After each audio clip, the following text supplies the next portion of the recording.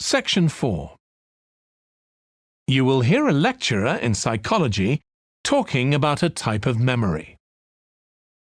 First, you have some time to look at questions 31 to 40.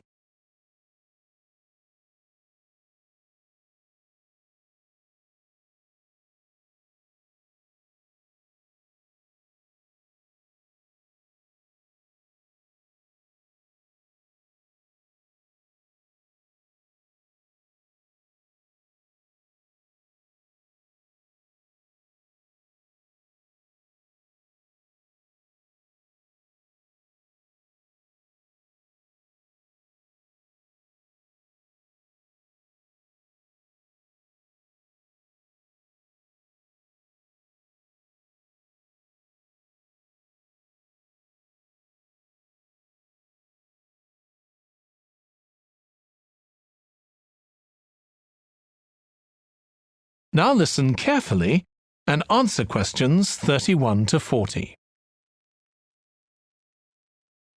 Today, we'll be continuing the series of lectures on memory by focusing on what is called episodic memory and what can happen if this is not working properly.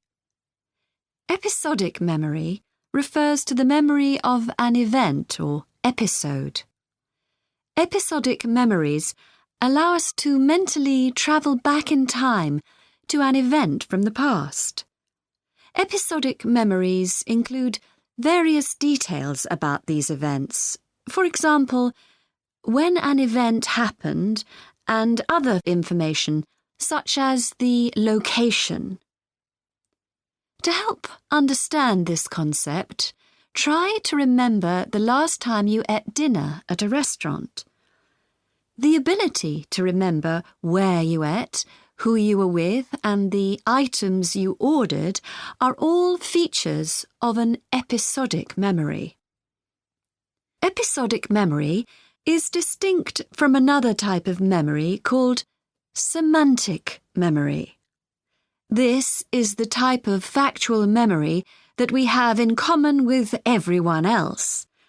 That is your general knowledge of the world. To build upon a previous example, remembering where you parked your car is an example of episodic memory. But your understanding of what a car is and how an engine works are examples of semantic memory. Unlike episodic memory, semantic memory isn't dependent on recalling personal experiences. Episodic memory can be thought of as a process with several different steps of memory processing, encoding, consolidation, and retrieval. The initial step is called encoding. This involves the process of receiving and registering information which is necessary for creating memories of information or events that you experience. The degree to which you can successfully encode information depends on the level of attention you give to an event while it's actually happening. Being distracted can make effective encoding very difficult. Encoding of episodic memories is also influenced by how you process the event. For example, if you were introduced to someone called Charlie, you might make the connection that your uncle has the same name. Future recollection of Charlie's name is much easier if you have a strategy to help you encode it. Memory consolidation, the next step in forming an episodic memory, is the process by which memories of encoded information are strengthened, stabilized, and stored to facilitate later retrieval. Consolidation is most effective when the information being stored can be linked to an existing network of information. Consolidation makes it possible for you to store memories for later retrieval indefinitely. Forming strong memories depends on the frequency with which you try to retrieve them. Memories can fade or become harder to retrieve if they aren't used very often. The last step in forming episodic memories is called retrieval, which is the conscious recollection of encoded information. Retrieving information from episodic memory depends upon semantic, olfactory, auditory, and visual factors. These help episodic memory retrieval by acting as a prompt. For example, when recalling where you parked your car, you may use the colour of a sign close to where you parked. You actually have to mentally travel back to the moment you parked.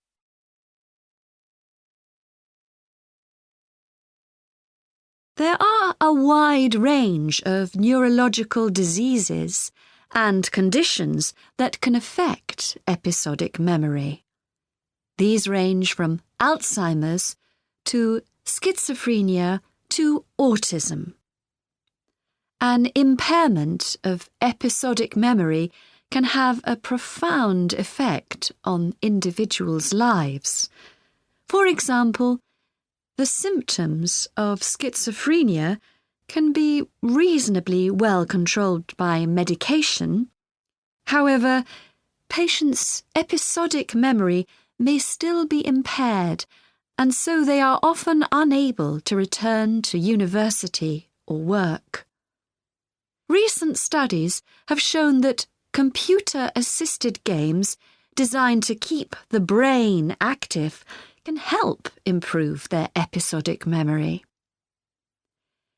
Episodic memories can help people connect with others, for instance by sharing intimate details about their past, something individuals with autism often have problems with.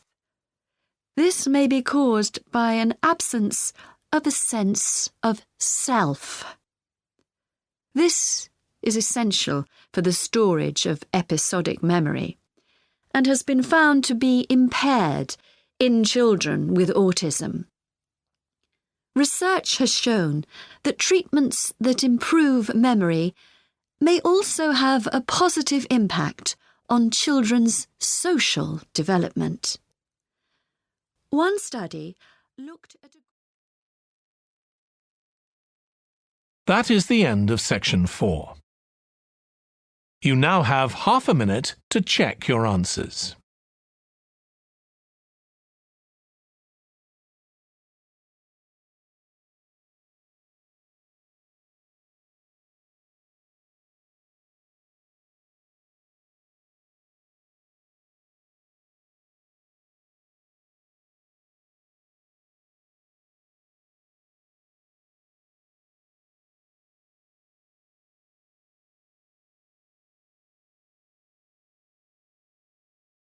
That is the end of the listening test.